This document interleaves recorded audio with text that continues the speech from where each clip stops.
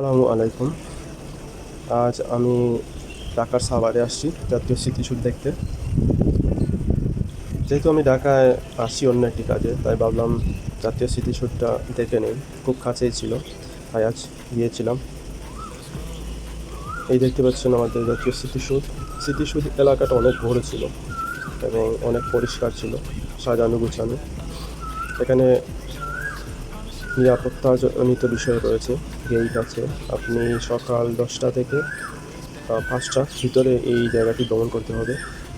আমি গিয়েছিলাম 4:30টার দিকে এবং বেশি সময় পাই নাই ওই জায়গাটা ঘুরে দেখার জন্য। তো আমি যতটুকু চেষ্টা করেছি সব জায়গা ঘুরে দেখার জন্য এবং দেখতে পেরেছি।